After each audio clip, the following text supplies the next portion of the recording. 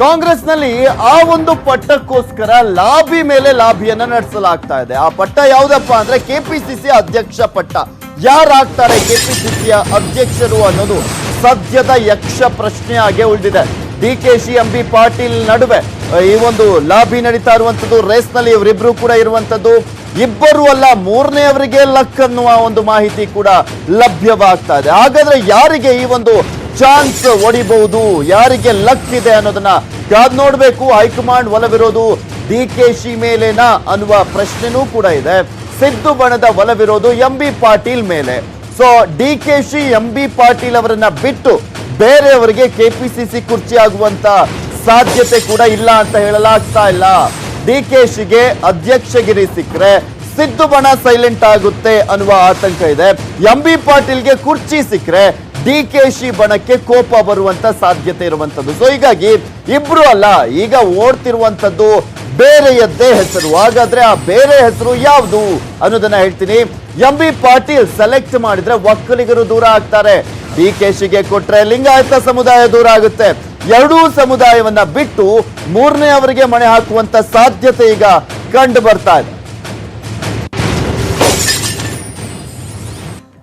ನಿಮಗೆ ತೋರಿಸ್ತಾ ಇದ್ದೀವಿ, ಒಂದ್ ಕಡೆ ಒಕ್ಕಲಿಗ ನಾಯಕ ಅಂತ ಗುರ್ಸ್ಕೊಂಡಿರುವಂತ ಡಿಕೆ ಶಿವಕುಮಾರ್, ಹಾಗೆ ಲಿಂಗಾಯತರಲ್ಲ ಪ್ರಮುಖ ನಾಯಕರಾಗಿರುವಂತ ಕಾಂಗ್ರೆಸ್ನಲ್ಲಿ ಎಂಬಿ ಪಾಟೀಲ್. ಇವರಿಬ್ಬರಲ್ಲಿ ಯಾರಿಗೆ ಸಿಗುತ್ತೆ ಅನ್ನುವ ಕುತೂಹಲ ಸಾಕಷ್ಟಿದೆ. ಇದರ ನಡುವೆ ಮೂರನೇ ಅವರಿಗೆ ಲಕ್ ಕುಲಾಯಿಸುವಂತ ಸಾಧ್ಯತೆ ದಟ್ಟವಾಗಿದೆ.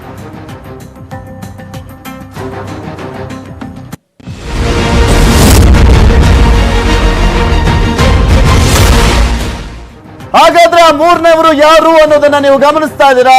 ಇಟ್ಸ್ ನನ್ ಅದರ್ ದನ್ ಮಲ್ಲಿಕಾರ್ಜುನ ಖರ್ಗೆ ಅವರ ಹೆಸರು ಈಗ ಕೇಳಿ ಬರ್ತಾ ಇರುವಂತದ್ದು. ಕೆಪಿಸಿಸಿ ಅಧ್ಯಕ್ಷ ಸ್ಥಾನಕ್ಕೆ ಕಾಂಗ್ರೆಸ್ನ ಹಿರಿಯ ನಾಯಕ ಮಲ್ಲಿಕಾರ್ಜುನ ಖರ್ಗೆ ಅವರ ಹೆಸರು ಈಗ ಕೇಳಿ ಬರ್ತಾ ಇದೆ.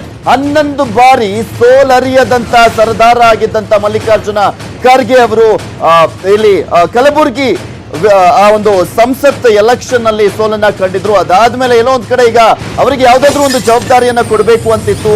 ಆದ್ರೆ ಕೆಪಿಸಿಸಿ ಅಧ್ಯಕ್ಷ ಪಟ್ಟವನ್ನ ಕೊಡ್ಲಿಕ್ಕೆ ಮುಂದಾಗಿದೆ ಅಂತ ಹೇಳಲಾಗ್ತಾ ಇರುವಂತದ್ದು. ಎಲ್ಲಾ ಸಮುದಾಯದ ನಾಯಕರನ್ನ ಒಗ್ಗೂಡಿಸುವಂತ ನಾಯಕ ಅಂದ್ರೆ ಅದು ಮಲ್ಲಿಕಾರ್ಜುನ ಖರ್ಗೆ. ಸೊ ಹೀಗಾಗಿ ದಲಿತ ಸಮುದಾಯವನ್ನ ಕೂಡ ಹಿಡಿದಿಟ್ಟುಕೊಳ್ಳುವಂತ ತಂತ್ರ ಇದರಲ್ಲಿ ಅಡಗಿರುವ ರೀತಿ ಕಾಣಿಸ್ತಾ ಇದೆ.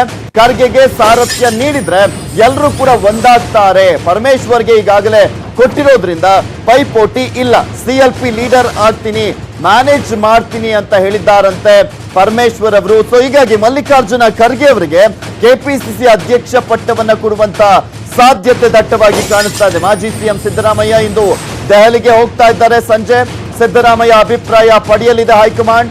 ಸಂಕ್ರಾಂತಿಗೆ ಕಾಂಗ್ರೆಸ್ ಕಾರ್ಯಕರ್ತರಿಗೆ ಸಿಹಿ ಸುದ್ದಿ ಸಿಗುವಂತ ಸಾಧ್ಯತೆ ಕೂಡ ಇದೆ ಅಂತ ಹೇಳಲಾಗ್ತಾ ಇದೆ. ನೋಡ್ತಾ ಇದೀವಿ, ಅವ್ರು ಬಿಟ್ಟು ಇವ್ರು ಬಿಟ್ಟು ಅವ್ರು ಯಾರು ಅಂದ್ರೆ ಇಟ್ಸ್ ನನ್ ಅದರ್ ದನ್ ಮಲ್ಲಿಕಾರ್ಜುನ ಖರ್ಗೆ ಅವರು.